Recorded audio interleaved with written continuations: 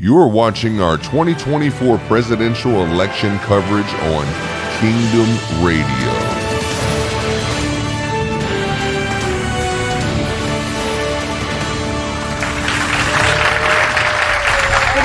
And welcome to Iowa, home of the first contest of the 2024 presidential race, now just 33 days away. We are live here at Grandview University in Des Moines, Iowa for CNN's Town Hall with Ohio businessman Vivek Ramaswamy. I'm Abby Phillip. Mr. Ramaswamy has made a name for himself in this field with his bold and sometimes controversial positions. Now he is prepared to face his first test before voters right here in Iowa, where he is competing with his rivals, including the current frontrunner, former President Donald Trump. Now, tonight's event is about the voters. Mr. Ramaswamy will have the opportunity to answer questions directly from Iowans on the issues that will help determine who wins the Republican nomination. And I will, of course, have some questions of my own. In the audience here are voters who say that they plan to participate in the Iowa Republican caucuses, both registered Republicans and also voters who plan to register as Republicans. To find tonight's questioners, we reached out to Republican-affiliated groups, as well as business groups, farm associations, parent groups, young professional organizations, religious groups, and conservative advocacy organizations.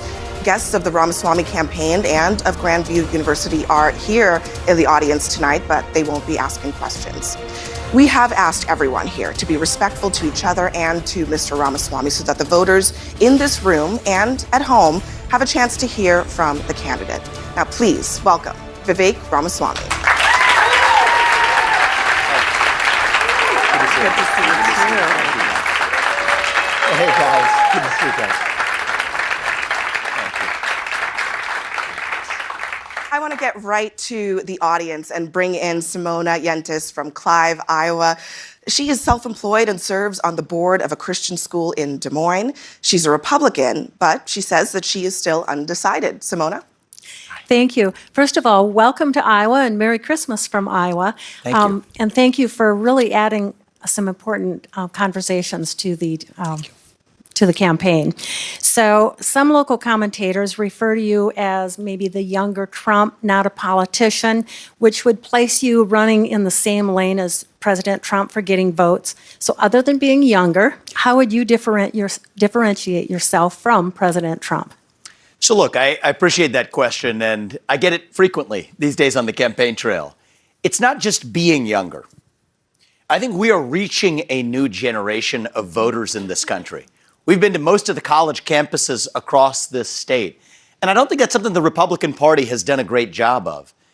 There's a reason why these revolutions, these revivals, are often led by the next generation.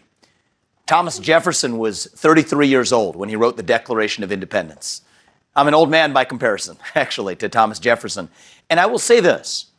It's going to take a president who, yes, comes from the outside, is a businessman. I believe it's going to take an outsider with sharp elbows at times to come take on the federal bureaucracy, to shut down agencies that need to be shut down, to implement that 75% headcount reduction I want to see in the federal bureaucracy. But it's also going to take a president who has a deep first personal understanding of the law and the Constitution. And those two things don't usually go together. I've actually hired many people in my career over the many companies that I've started. And those two skills, you might have the academic law professor types over here, you might have the business types that are going to get something done. That's what gives me my sense of purpose in this race. And I think I'm the only person in this race who brings both of those attributes, an understanding and a commitment to the Constitution, but combine that with being an outsider who can actually get things done. And I think that's going to take the combination that actually takes to revive this economy and revive our constitutional republic. And if I may, Mr. Ramaswamy, Simona's question was about how you would be different from Donald Trump. So how specifically would you differentiate yourself from Trump? Well, look, I think some are some policy areas. I mean, take the Iowa carbon capture pipeline, the use of eminent domain right here. It doesn't affect many in the national audience, but it affects people in this room. I'm seeing many heads nodding. You're familiar with this issue. They're using eminent domain to seize farmland, to build a carbon capture pipeline using federal subsidies.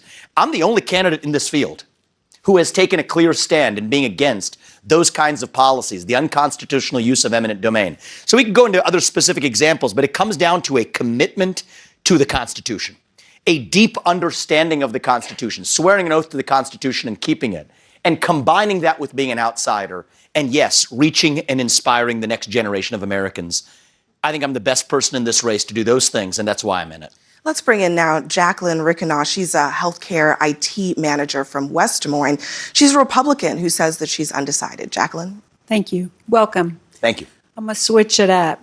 With the number of illegals, illegal aliens crossing the border daily and being bused to cities across the United States, how do you plan to secure our border and remove illegals from the U.S.? And that second part is the harder part. I'm glad you asked it. Let me start with the first part of how we'll just secure the border. These are basic things we can do. The country that put a man on the moon can get this done. It's just a question of political will. So one thing I've said is we will use our own military to secure our own border. Right now we can use it to secure somebody else's border. Let's use it to secure our own southern border and our northern border too. Don't forget about that.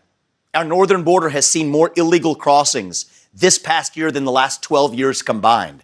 That's where this front is going. And I've visited both in the last several months. If we're able to do that, use our military, complete the border wall, stop federal aid to any Central American country until they have secured their own borders for every country between Venezuela and Mexico, then I want to implement, I would say, the best border policies of all, which is ending the illegal incentives to be here. End birthright citizenship for the kids of illegal migrants to whom the 14th Amendment does not apply.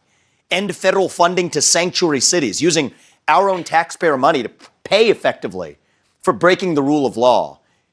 And then there's the hard question. I don't want to leave you hanging on that one, because many people skip this one, but this one's the hard one. I do believe that anybody who's in this country illegally needs to be returned to their country of origin. Not because they're all bad people. In fact, many of them are good people. Many of them, if we're being honest, if we were in their shoes and there's a president of the United States who's been giving them a wink and a nod to come on over, if we were in a tough spot, maybe we would have done the same thing. So this is not a value judgment about those people. It's a value judgment about this country. We're founded on the rule of law. And as a father of two sons in the White House, I can't look them in the eye and tell them they have to follow the rules when our own government isn't following its own rules. So then there's the question of how, and this is the part many Republicans skip. There's only 6,000 or so ICE agents on the front line. How could they possibly tackle millions of illegal migrants who are in this country illegally? Here's the answer. There's a provision in the law. We don't need new laws. The existing law, it's called 287G. It allows you to actually serve, an ICE agent, to allow local law enforcement across this country to serve their warrants. That's 1 million law enforcement officers. We can then get that done. But again, all it takes is a president with the spine. And if I swear an oath to the Constitution, I intend to keep it. That's how I'm going to lead this country, and I think that's how we're going to solve not only the border crisis, but the crisis of the abandonment of the rule of law in this country. That's how I expect to lead. You just said that you would end birthright citizenship. For the kids of illegal migrants, yes. Immigrants. There are currently millions of such people, children, some of them adults. Would you retroactively strip them Great of their question, Abby. citizenship? So I'm glad you asked that. Prospectively. So January 20th, 2025 forward, there is a concept in the law known as a reliance interest. If you've relied on the government, we're not going to be able to retroactively date that. But from January 20th, 2025 going forward, if I'm the president, if you're born in this country as the kid of an illegal immigrant, you will not enjoy birthright citizenship. And that's what the 14th Amendment says. It says it only applies subject to the jurisdiction thereof. That's in the opening section of the 14th Amendment when it talks about birthright citizenship. So in the same way, and I want people to understand this because some people call this a controversial view. I don't think it needs to be. The kid of a Mexican diplomat who's here legally and he's born in the United States, that person doesn't enjoy birthright citizenship. Nobody contests that. Well, if the kid of a Mexican diplomat who's here legally does not enjoy birthright citizenship, neither does or should the kid of a Mexican or Venezuelan migrant who's here illegally. And there's been case law on this at the appellate court level. The one case that's been ruled agrees with me on this. I believe the current Supreme Court agrees with me 6-3 on this. All we need is a president with the spine who, I go back to that first question, Abby, understands the Constitution, If I'm going to swear an oath to the Constitution, I better darn well have read it. That's what I'm going to keep. You suggested, though, the courts would have to weigh in on this. Would you agree with that? I expect that this will go to the Supreme Court, and I expect the current Supreme Court will agree 6-3 with me on this based on my study of the court. All right, let's turn now to Mike McCoy. He's an insurance company CEO from West Des Moines and a trustee here at Grandview. He's a Republican who says that he's deciding between you and Florida Governor Ron DeSantis. Mike? Thank you. So what makes you think that Putin would be responsive to your Ukraine solution? And before you jump in, Mr. Ramaswamy, I just want to ask you to remind the audience here what the solution is that he is referring to. That's fair enough. So I've proposed, and thank you for coming prepared. I appreciate that. I've proposed a reasonable end to the Ukraine war. I don't think this war is advancing our interests. I think we're spending $200 billion of our taxpayer money that would be better used to defend our own border. But even worse, I believe it's increasing the risk of World War III because it's driving Russia further into China's hands. So what I've proposed is a reasonable deal that would allow Ukraine to come out with its sovereignty intact. Yes, with some territorial concessions of the Russian-speaking regions in eastern Ukraine, and a hard commitment that NATO will not admit Ukraine to NATO, but only if Putin exits his military alliance with China. That Russia-China alliance is the top threat that we face today. So do I trust Vladimir Putin? Of course not. Is Putin a great craven dictator? Absolutely he is. But we will trust him to follow his self-interest, just as he will trust us to follow ours. And because you asked a good question, I'm going to go into this detail. Nixon did this in 1972. When he pulled Mao Zedong out of the USSR, that was a China-Russia alliance back then. Did we trust Mao? Of course we didn't. But there were kinks in that armor back then. There are kinks in that armor today in the Russia-China relationship. Look, when Putin and Xi Jinping met, Putin sends then weapons to India and Vietnam. That's sending a signal to China. China doesn't appreciate that. China wants to complete a railroad in northeast China to the ocean. Russia's not letting them. So if we look closely, there are kinks in that armor. But it's going to take a visionary leader who's going to say, we're going to use the Ukraine war as an opportunity to say to Russia, you know what, we'll reopen some economic relations with Russia, as Nixon did with Mao. But we're going to require no more joint military exercises, no more military sales between Russia and China. Weaken that alliance. That's the single most important thing the next president can do to reduce the risk of World War III. And I want you to understand, I'm the only presidential candidate really talking about that Russia-China alliance. Yet that is the single greatest threat we face to the United States of America today. And I do think it's going to take a leader coming from the outside of the existing foreign policy establishment. I'll remind you, the one that got us into the wars in Iraq and Afghanistan, where thousands of our sons and daughters went to go die, adding $7 trillion to our national debt 20 years later, with the Taliban still in charge in Afghanistan and Iraq still a broken country. If that isn't a sign that we need fresh blood in our foreign policy establishment, I don't know what is. And so I think it's going to take new leadership, and that's the deal that I would do. Thank you for the on question. this Ukraine topic, I want to follow up. You want to suspend support for Ukraine in this war and get the United States out of that conflict. As part of this deal that I've laid out. If Putin doesn't take you up on that deal, would you allow Putin to use force to take all of Ukraine if he wanted to? So I think the deal we're going to do now is actually going to allow Ukraine to come out with its sovereignty intact, which is not even the path that Ukraine is on. But if Putin does not take you up on your deal, which he may not. Look, I'm convinced on my ability to negotiate this deal. If he decided to use force to march into Kyiv, take all of Ukraine, would you, as President of the United States, allow that to happen? So, Abby, that, I think, is a fictitious scenario for a lot of reasons. Part of the reason Putin's been able to seize eastern Ukraine is they have not had the same level of resistance as the rest of Ukraine. How is it a fictitious scenario when Putin because he literally has tried to do it and has failed to do it. So what I would say tried to do it, I think, is the point I'm trying to make. And he failed to do it because I think that it's a fair question. He failed to do it because the United States backed Ukraine. But he failed to do it for a deeper reason. And now this gets into some details on the Ukraine war, but if you want to go there, I think we should go there, which is that the eastern regions of Ukraine, these are Russian-speaking regions, where most of the people who live there don't even view themselves really as part of Ukraine. They have not been represented in the Ukrainian parliament for the better part of the last decade, almost the entire last decade. So there was no counterinsurgency or resistance. That's why Putin was successful in eastern Ukraine, but not the rest. So again, I come back to principles. There are a lot of scenarios we can't map out in advance, but the basic principles are this. Russia's in a military alliance with China. I'm going to play hardball and require that Russia weaken or exit its military alliance with China. But we also have to stand by a few things commitments we've made. That NATO should not actually admit Ukraine to NATO. We made that commitment. Gorbachev made it, was made to Gorbachev by James Baker in 1990. We haven't kept that commitment. We should keep that commitment too. And I think that level of diplomacy avoids us using, let's look at the alternative now, Abby. We're talking about sending another $61 billion to Ukraine. It is unclear to me or anybody else what the next $100 billion is going to do that the first $100 billion didn't accomplish.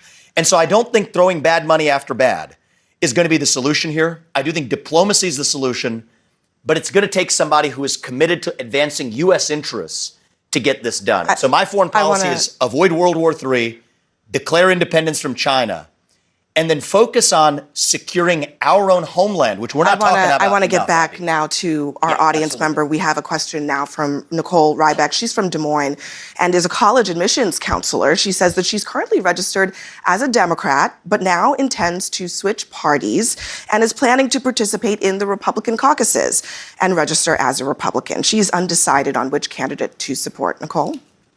Thank you and welcome. I'm going to throw it back to the United States and talk a little bit about how you feel about the growing differential between the top 1% and the middle class in the U.S. and how you plan on addressing it in your presidency. Yeah, great question. And to tell you the truth, I don't feel great about it. A lot of this is the product of the Federal Reserve, actually. It seems like a technical subject a lot of people don't like to talk about. I think this is fundamental.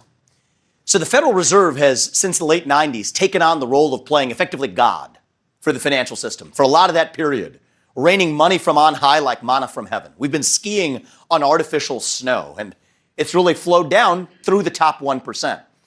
A friend of mine actually has a funny expression, but I'll share it with you. He says, if you're a nurse, you'll go home with some extra latex gloves. If you're a teacher, you might go home with some extra pencils. If you're a banker, you go home with a few extra dollars. And that's the way it's worked through the Federal Reserve System. Trickle-down economics, I believe, does work when it's driven by gains in the real economy, but it doesn't work when it's created by artificial paper wealth generated by Fed Reserve policies. So I'd put the Fed back in its place. The reason real wage growth has not gone up for the bottom 99% adjusted for inflation, it's been flat. The reason why is the Federal Reserve has treated wage growth as though it's a leading indicator of inflation and tried to tamp it down like a game of whack-a-mole for the last 25 years. So you get what you pay for. My view is I'll put the Fed back in its place. A single mandate for the U.S. Fed. What is that? Dollar stability. Peg the dollar to commodities. That ties the hands of our government. That's a good thing. We've had our greatest GDP growth in this country before we left the gold standard.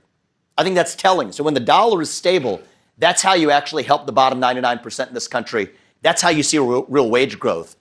And I want people to understand, you hear a lot of tales, mythology, I would say, about the current economy. Let's make it simple. What's going on? Prices are going up. Interest rates, including mortgage rates to buy your home, are going up. But wages have remained flat. And so I'm not going to be the person who comes in here and tells you. And some people say, am I too pessimistic at times? I'm a realist. I'm not going to tell you the American dream is alive and well right now. It is not. It's alive and hanging on for life support. But I believe it can be. And I do think it's going to take now more than ever a CEO in the White House, somebody with fresh legs, somebody, I believe, from the next generation to look at this differently, apply some basic economic common sense, and that starts with reform of the Federal Reserve. So thank you for that question. Welcome to the Republican side. Let me ask you, Mr. Ramaswamy, 2 years ago, you floated the idea to dramatically increase the inheritance tax up to 59%. You said then, we shouldn't allow people to become billionaires just by having rich parents. Would you push for that as president? That's not part of my policy platform as president. And one of the things people should know about me is that I'm not a standard candidate. I've written 3 books in the last 2 years. They're not candidate books. I said that I brought up Thomas Jefferson earlier. I admire him because he was one of the few truly intellectual presidents we've had. And so I like to explore ideas. One of the things an 11th grade English teacher, Mrs. Smith, taught me is that you don't really understand what you think unless you can offer the best statement of an alternative view. And so that's what I did in my books. I wrote my book, first book was Woke Inc., and I often joke, I agree with about 95% of what's in there. And so my view is this. What we really need is a 12% flat tax across the board. Ordinary income, capital gain, corporate, flatten it all out. And then here's how we get the money back for the system. End the cronyist deductions. The deductions and the loopholes and the rebates that a lot of corporations, a lot of special interests have lobbied in. It's about $700 billion a year, just the tax compliance costs, just the out-of-pocket costs, not even counting the time you spend preparing your taxes. Give that back to the people. That's how we actually restore, again, a big part of our economy, grow our economy. That's the way I would do it. You are, it's probably no surprise to folks here, you're very wealthy. You've made a lot of money in your life. Self-made. Do you want your wealth, do you believe it should pass down to your children? So it's an important question, actually. And I want to speak on behalf of both my wife and I. My wife, Apurva, she wanted to be here today. She's not here because she was treating cancer survivors at Ohio State's hospital. That's where she's kept her full-time job while we're going through this. And, in many cases, our healthcare system, or I should call it our sick care system, is so broken that she doesn't even get paid for many of the procedures she does to improve patients' lives. That works for us because we are in the position that we're in. But I'll tell you this, we're spending immense amounts of our family's fortune on this campaign. We didn't inherit our wealth, but that's the inheritance we actually care about giving our kids. It's not a bunch of green pieces of paper. It is the country that allowed us to live the American dream that each of us did. My parents came to this country 40 years ago with no money. And yes, in a single generation, I have gone on to found multiple multi-billion-dollar companies. Did it while marrying Apurva, who lived her American dream, raising our 2 sons, following our faith in God. That is the American dream. That's the inheritance we care to give our kids. And even if we're just speaking really honestly, and some people hit me for this, but I stand by it, actually.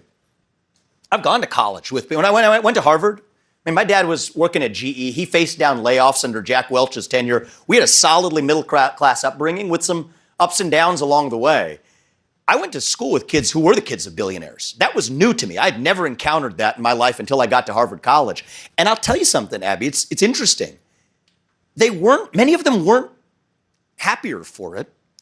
To the contrary, I was actually able to follow my hunger and my passion and my ambition, maybe even more freely than many of my other fellow peers. I'm grateful to other peers who may not have had access to basic education, but there are also those who don't have basic access to having their own ability to live the American dream because they're encumbered by that inheritance as well. So I'm not one of these guys who fetishizes lavishing children with a bunch of wealth. I want to give them the country that allows them to live the American dream through meritocracy that allowed Apurva and I to succeed as well. I want to go back to the audience. We have here Riley Miller. He's a law student at Drake University and a clerk in the Marion County Attorney's Office. He's a Republican who is currently undecided. Riley? Thank you. On the debate stage, you have somewhat abandoned the tact and diplomacy that I would look for in a president. I'm all for keeping it real and dogging the establishment, but there's a gravitas that I look for in those who represent our country. How do you see the balance between being authentic and maintaining that presidential demeanor? I appreciate the question. I think it's very candid. This is what I love about Iowa. I get tougher questions from you guys than I do from the media. That's good. It's why we're here. So I appreciate that. Look, here's the standard I use for holding myself to or holding any president to. I want us to be able to look our kids in the eye and tell them that I want you to grow up and be like him. It's been a long time since we've held our presidents to that standard. That's the standard I want you to hold me to. That's a high standard. Now, I think about that in judging the way that I comport myself in different areas. Am I going to tell my kids to go to school and be a bully? No, I'm not. But I'm going to tell them if somebody bullies you or hits you, you're going to hit them back 10 times harder. And that's the way I'm going to lead this country. You have to be, as we say in our family, you have to be strong enough to protect your kindness. So if you watch those debates carefully, I don't engage in 4-letter words. There are other candidates who have called me dumb, scum, and worse that I'm not going to repeat here. I didn't go after them, but if they're going to come after me, I'm not going to be a president, whether it's Xi Jinping or Vladimir Putin or anybody else, who's going to roll over. When I'm leading the United States, the same rule applies. If you hit us, we hit you back 10 times harder. But it's not for the sake of being a bully. It's for protecting our inner kindness, too. And I think it's important that we have a president that has both of those attributes. I've done more podcasts probably than most presidential candidates in history combined, mostly because podcasts are new. I'll admit that. But I will tell you, that's a different setting. And so I believe, I think it's the book of Ecclesiastes that teaches, and my faith teaches me the same thing. There's a time and place for everything. There's a time and place for fortitude. There's a time and place for justice. There's a time and place for mercy. And I think it's going to take all of those attributes, every last ounce of each of those attributes, to stand for this country, to reunite this country and revive who we are. You don't want a wilting flower in the White House, but you also want somebody who understands what we are fighting for. That's the standard I want you to hold us to. We will aspire to hold ourselves to. And I think that sometimes being a parent is what gives me my moral clarity. And I hope through the rest of this campaign, we're just getting warmed up, I hope to be able to earn your trust that, yes, I do have what it takes to tell you the truth. I'm not going to hide the truth from you. If you want someone who's going to speak truth to power, vote for somebody who's going to speak the truth to you, to the Republican Party. Do it unvarnished, without sugarcoating. And I don't do much sugarcoating. But also somebody who, as you, I believe, want, can stand for the ideals that would make our founding fathers proud and would make our children proud as well. Speaking of those debates, let me ask you about something that you said at the debate last week. You used the phrase inside job to describe what happened on January 6th. The next day, Capitol rioter Alan Hostetter highlighted your comments at his sentencing. He is going to prison for 11 years. Hostetter threatened members of Congress. He brought a hatchet, knives, pepper spray, stun batons, tactical gear to the U.S. Capitol. Are you concerned that a convicted felon like that is now promoting your comments in court? So here's my concern, Abby, and I want to tell you guys where I'm at.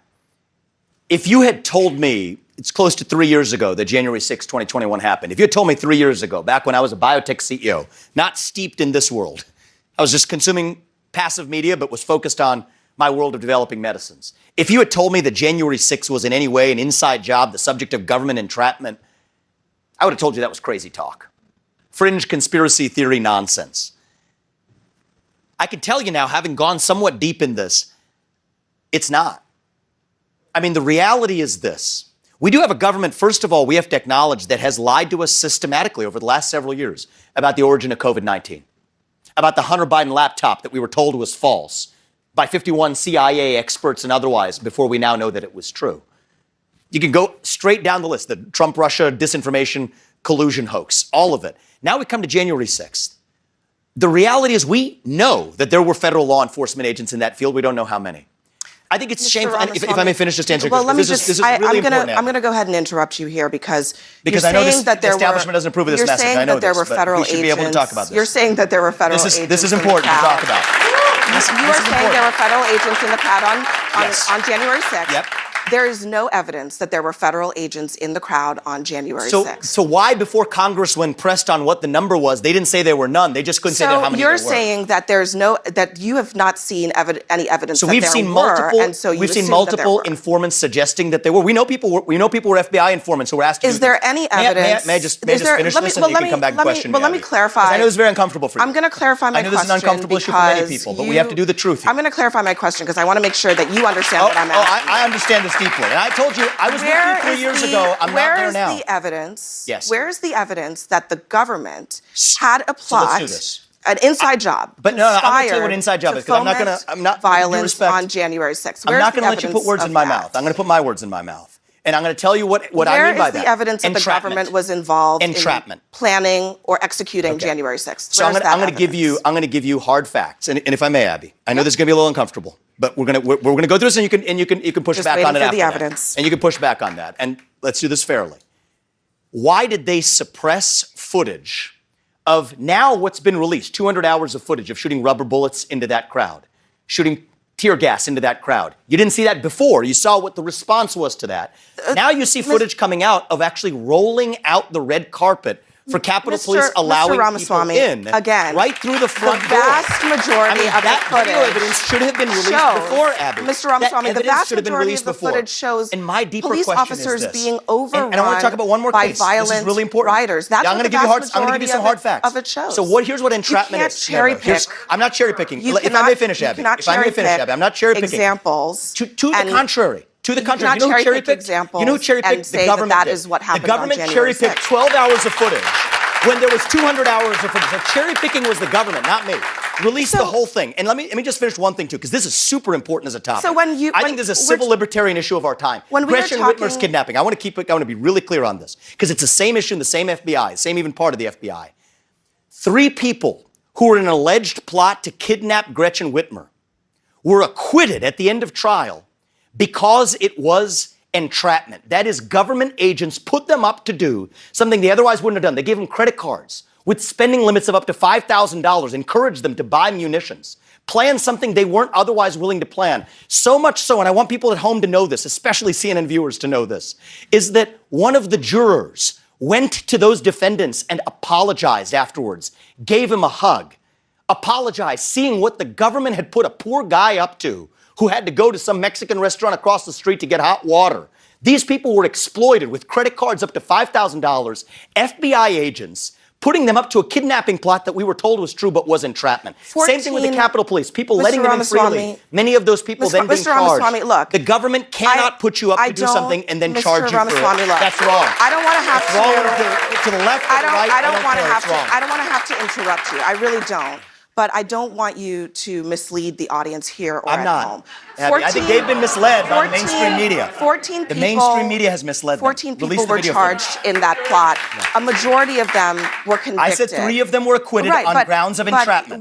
That's a fact. Dispute me. Was I wrong about that? What folks need to understand. Was I wrong about what I said? What I was folks not. need to understand 3 people were acquitted on grounds of entrapment. 9 were a juror apologized. 9 were Yeah, convicted. but the 3 who were put up should have never got to that stage of a trial. The January 6th That's issue. unacceptable in the United States. Look, I just want people to understand. 3 people were acquitted. 9 people were convicted in that plot. But let me get back to our audience here. And let's bring in Joe Frummold. He's from Des Moines. He's a student at Drake, and he's a Republican who says that he supports whoever wins the nomination. Joe. Man, thank you. I love seeing you get fired up. So Thank you. Thank you. Good to see you, man. Yeah. I see you're a basketball player. I've been playing tennis with some Drake tennis players. They got some good players. Oh, yeah. Some of my boys play there, so that's awesome. Yeah.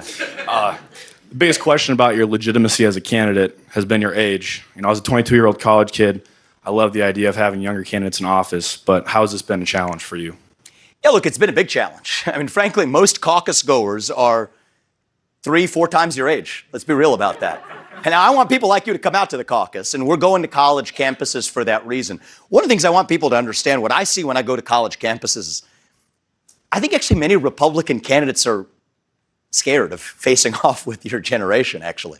Some of them hit me for being on TikTok because it reaches you all. I think we should be reaching out to young voters.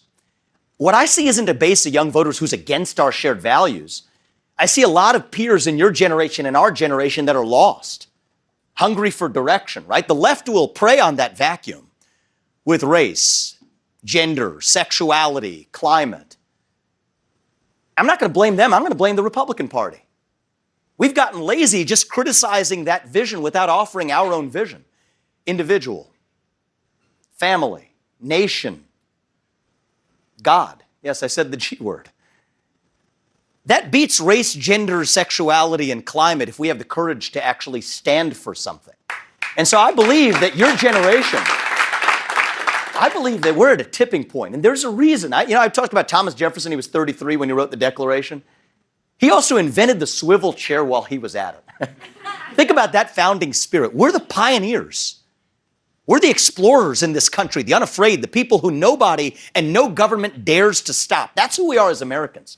Our pursuit of excellence, that's what makes us American. And I think it's going to take somebody in your generation, somebody whose best days in life are still yet ahead, to see a country whose best days are still ahead of itself. And I hope that's the case for me. I don't take every day for granted. Every day we wake up is a new blessing, and I'll leave it at that.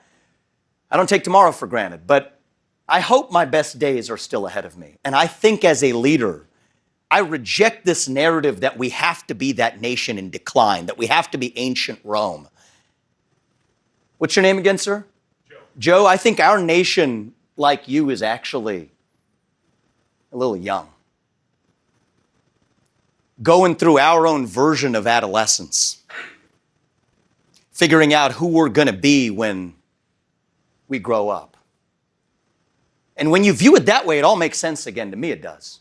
You go through that identity crisis. You lose your way a little bit. I don't know about you, but I did some stupid things, right? But we're stronger for it when we get to our adulthood on the other side. So no, I don't think we have to be that nation in decline. And tell the people in your class the same thing. We can still be a nation in our ascent.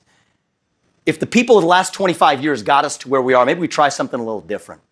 Somebody with fresh legs. Somebody maybe the age that our founding fathers were when they signed that declaration. And I think we live in a 1776 moment. Let's give that a try and see what happens. Thank you. All right, we've got much more ahead. We'll be right back with more from presidential candidate Vivek Ramaswamy.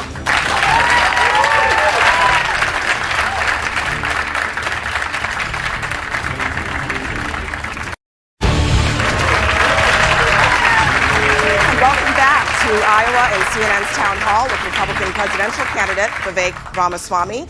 Let's turn to Ginny Mitchell. She is an entomologist at Iowa State University from Boone, Iowa. She is a Republican who is currently undecided. Ginny? Thank you. Thanks for being here, and thanks for coming to Iowa so much. We appreciate your visits. So freedom of religion is a part of our Constitution and obviously a huge part of our country. What do you say to those who say that you cannot be our president because your religion is not what our founding fathers based our country on? I would say that I respectfully disagree. And, I want people to understand this about me. I would rather speak the truth and lose an election than to win by playing some political snakes and ladders. I mean, if I wanted to map out my political career and really solve for that, I could fake convert. I'm not going to do that. I'm going to tell you about my faith. I'm Hindu. Now, I went to Christian schools. I went to St. Xavier in Cincinnati, and I actually have been on the board of St. X, except for a hiatus to run for president. And I can tell you with confidence that we share the same value set in common. I'll tell you about my faith. My faith teaches me that God puts each of us here for a purpose, that we have a moral duty to realize that purpose, that God works through us in different ways, but we're still equal because God resides in each of us.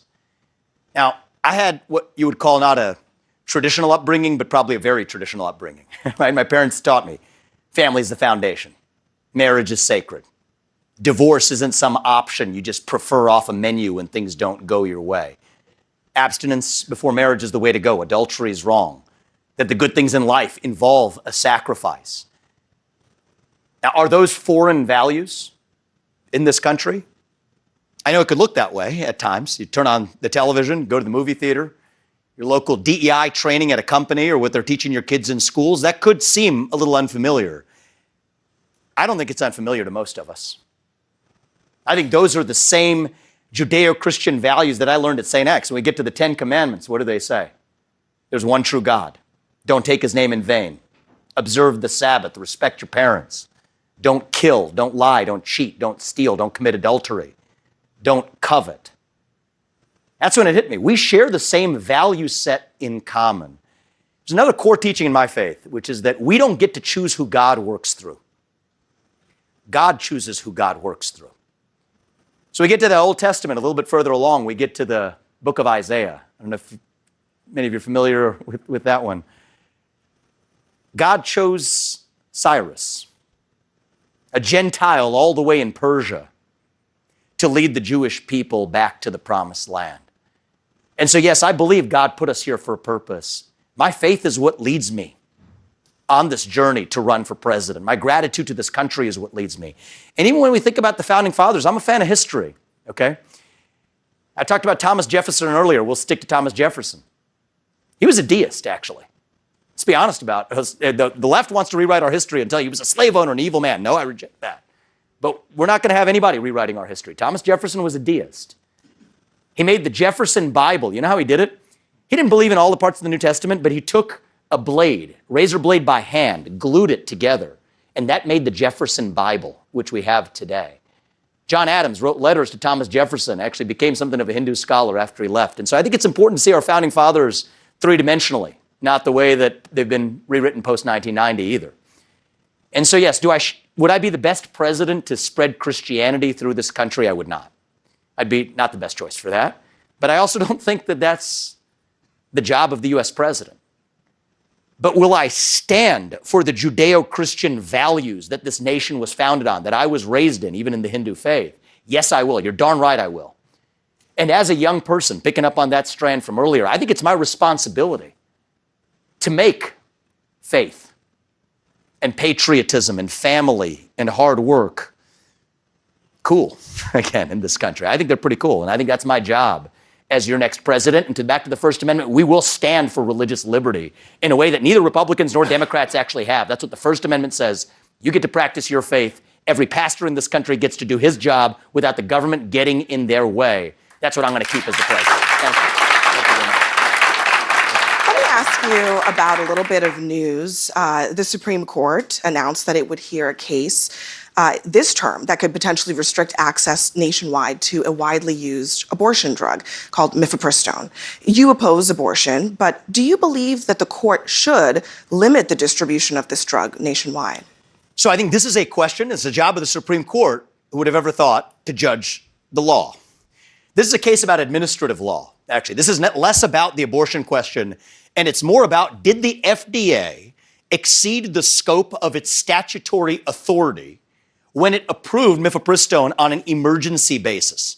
And these emergency approvals are generally reserved for life-saving therapies that need to be brought to market quickly. So this is a symptom, Abby, of what's going on in the administrative state.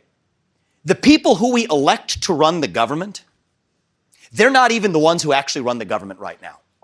It's the bureaucrats in those three-letter agencies that are pulling the strings today. So the most important Supreme Court case of our lifetime, and I want people to understand this, came out last term. It's West Virginia versus EPA, that said if Congress did not expressly give an agency the right to write a regulation, then that's unconstitutional. And so it is my opinion, it's the Supreme Court's that'll matter, but I'm pretty sure they're going to come down where I am on this, that the FDA exceeded its statutory authority in using an emergency approval to approve something that doesn't fit Congress's criteria for what actually counts as an emergency approval. So yes, I hope they follow the law. I hope that's where they come down. And if the people of this country disagree with that, we have a mechanism for that. It's called the democratic process. Do it through the front door of Congress. And there's one thing I'm going to do as the next president. It's to shut down that fourth branch of government. Rescind those unconstitutional federal regulations that Congress never actually passed. And yes, lay off 75% of the federal employee headcount. That's the answer. I want to get to our question, but just before we do that, just so that everyone is clear, you do believe that the Supreme Court should ban mifepristone? I believe that the Supreme Court should put the FDA back in its place. But as it relates to this particular, that's before the court. But as it so relates I believe to they this, should rule on the law. As it relates to this particular drug, and as do it you believe that that will drug, ultimately result in mifepristone being banned nationwide? I believe it will result in mifepristone being taken off the market until they go through the process that's ordained for every other drug that doesn't go through emergency approval. Okay. The FDA should follow the law if the rest of us do too. It's a simple thing to ask. I do want to go to our audience again. We've got Claire Musselman here waiting to ask a question. She's a professor at Drake University who teaches in the College of Business and Education. She's a Republican from West Des Moines who is undecided. Claire? Thank you, Abby. Thank you also for spending time with our students at Drake. As a professor, I think it's super important that we get that opportunity, so thank you for spending time with them.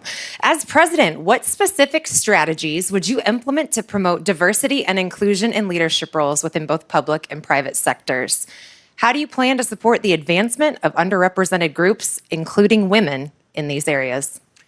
So I'll be very honest with you. I'm going to share with you Thomas Sowell quote that stuck with me. If you care about somebody, you tell them the truth, or at least what you believe. If you care about yourself, you tell them what they want to hear. And I have a feeling I'm not going to tell you what you want to hear on this one.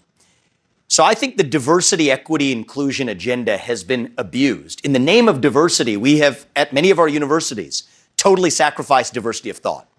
In the name of equity, we've perpetuated a lot of inequity and inequality of opportunity through affirmative action and otherwise.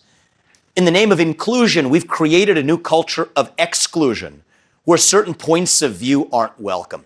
So especially in a university setting, what do I care about? Diversity of viewpoint. This is important, actually. I think diversity of viewpoint is part of what this country was built on. Well, the best way to foster diversity of viewpoint is to screen candidates for the diversity of their views, actually. Look at the board members of many universities. You're going to go through their partisan affiliation. It's not 80-20. It's going to be like 90-10 in the other direction. That's completely at odds with the representation of this country. So do I value diversity of viewpoint? Absolutely. Do I think we're doing a good job of that? No, we're not. And it's not an accident. In the name of diversity, we've actually created a new culture of conformity. And so I think it's entirely possible to have a group of 10 people who look similar to one another who have different views. I think it's entirely possible to have a group of 10 people who look different from one another, or who look the same as one another but have different views, or look different from one another and have the same views. And so I think the best way to screen candidates for the diversity of their experiences is to actually ask them about the diversity of their experiences. And I think the use of these racial and gender quota systems, I think have actually created a new form of racism in the United States that otherwise would not have existed. It's sad to me. I mean, I've hired, not because I was thinking about it consciously, plenty of black women in different positions of authority in this campaign or other companies or whatever. And I can tell you it saddens me when people look at somebody who I hired on the basis of merit and say that they only got that job because of their race or gender. That doesn't do anybody a favor. And so I think if we restore true meritocracy in this country and embrace true diversity of thought, chances are we're actually going to have a bunch of different shades of melanin and a range of genders in different positions. But let it be not the goal. Let it just be a byproduct of actually selecting for people who are the best person for the job, and especially in a university setting, diverse viewpoints as well. That's what I'll say. And that's a good place for us to pause. We'll be right back with more from presidential candidate Vivek Ramaswamy.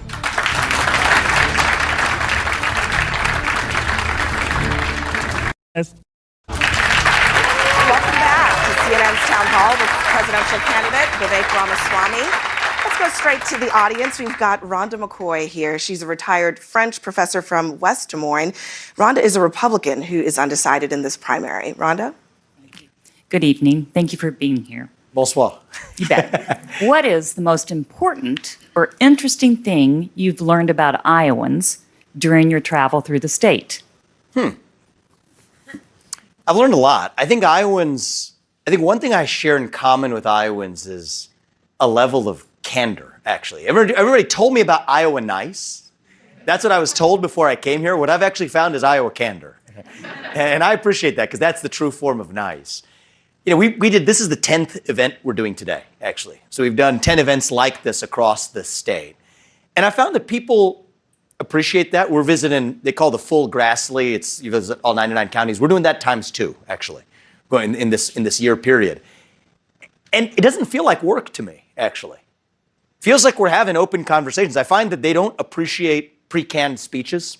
So I've mostly dispensed with that, or if I'm going to do it, I'll keep it to 2 to 5 minutes.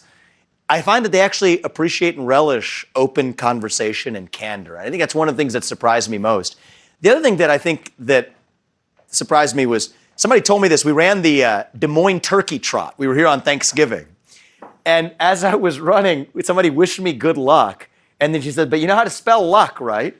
And this is an expression I had learned from my parents a long time ago. She says, you spell it W-O-R-K. And I said, you know what? That sounds like something that my parents taught me when I was little. But I think that that's also something that I found amongst Iowans, is they value people who work hard, because many of you do work hard. A culture of farmers, a culture of people who are business builders across the state. And I think that's something that we would do well to make a national value in this country again. Embrace hard work, give us back our sense of purpose. That's how we revive this country. So, thank you. All right, well, a big thank you to our audience, and thank you to Mr. Ramaswamy. Thank you. Thank you to our hosts here at Grandview University. Caitlin Collins is up next. Thank you, guys. I appreciate it.